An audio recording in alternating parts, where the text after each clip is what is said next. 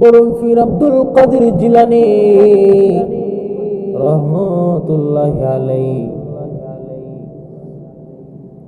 যখন ঘুমাইছেন, ঘুমের মধ্যে শয়তান সকালবেলা ফজরের আগে এত সুন্দর করে ঘুম পড়াইছে।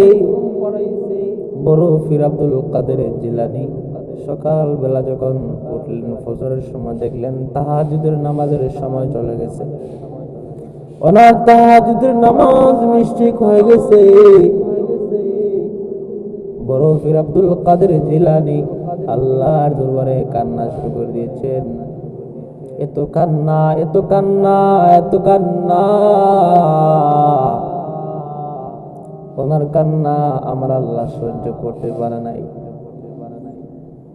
আমার আল্লাহ ওনার কান্না দেখে আল্লাহ ঘোষণা দিয়ে দিলেন, আব্দুল কাদের জিলানী রে,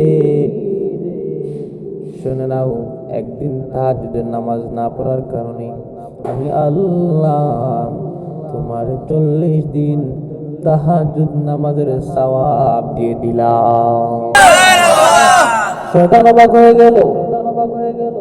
আমি একদিন আব্দুল কাদের জিলানী রহমতুল্লাহি আলাইহি তাহাজ্জুদের নামাজ মিস্টেক করলাম, আল্লাহ থেকে দূরে নেওয়ার জন্য মানুষটারে, কিন্তু দেখা যায় সকালবেলা এত কান্না, এত কান্না, এত কান্না শুরু করে দিয়েছেন। আমার আল্লাহ খুশি হইয়া 40 দিনের সওয়াব দিয়ে দিলেন। পরের দিন সকালবেলা, পরের দিন তাহাজ্জুদের নামাজের সময় শয়তান এসে ডাক দিয়ে বলে, আব্দুল কাদের উঠো গো, ঘুম থেকে উঠো, তাহাজ্জুদের নামাজের সময় হয়ে গেছে। আব্দুল কাদের জিলানী ঘুম থেকে উঠে যখন দেখলেন, ভাই তুমি কে? কে রে ভাই, আমাকে ঘুম থেকে ডেকে তুলেছ? ভাই তোমার পরিচয় কি? ওই সময় ডাক দিয়ে বললো, ভাই আমার পরিচয় শুনলে আপনি আমাকে বকবেন।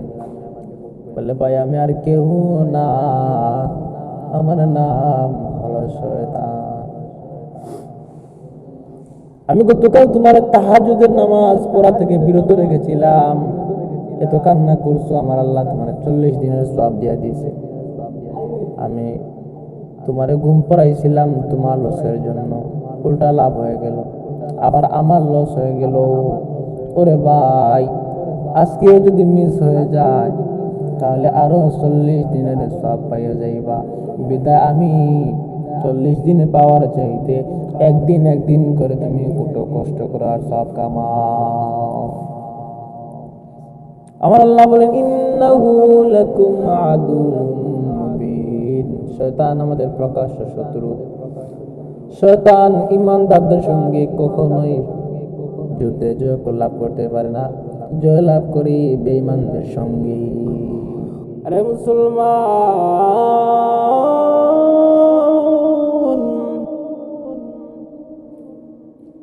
একটু মনের কান্ডা লাগায় শোনো রে।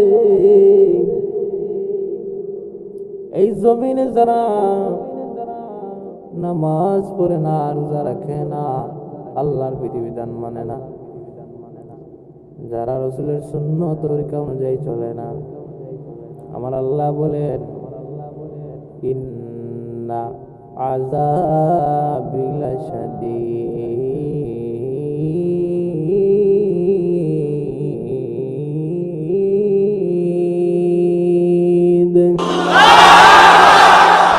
কিয়ামতের ময়দানে কঠিন মুসিবতের সময় ওইগুলো মানুষদেরকে আমার আল্লাহ ধরবে, যারা মসজিদে আজান হইতো কিন্তু নামাজ পড়তো না, নামাজে গুরুত্ব দিত না।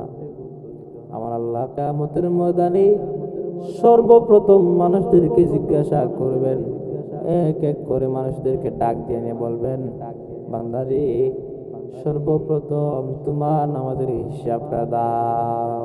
আপনারা বলেন, যদি বান্দা নামাজের প্রথম হিসাবটাই দিতে না পারে, বাকি হিসাব গুলা কেমনে দিবে?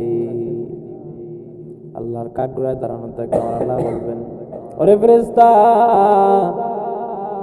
আমার বান্দা দুনিয়ায় থাকা অবস্থায় পাপ কাজ করতো, খারাপ কাজ করতো, নামাজ পড়তো না, রোজা রাখতো না, আমি আল্লাহরে ভয় পাইতো না, আজকে তাদের ধরে ধরে শেষরাইয়া জাহান্নামের মধ্যে নিয়ে নিক্ষেপ করে দাও। ইন্নাল্লাযীনা ফাতানুল মুমিনিনা ওয়াল মুমিনাতি সুম্মা লাম ইয়াতুবু ফালাহুম আযাবু জাহান্নাম ওয়া লাহুম আযাবুল হারিক। ইন্নাল্লাযীনা আমানু ওয়া আমিলুস সালিহাতি লাহুম জান্নাতুন তাজরি মিন তাহতিহাল আনহার যালিকাল ফাওজুল কাবীর।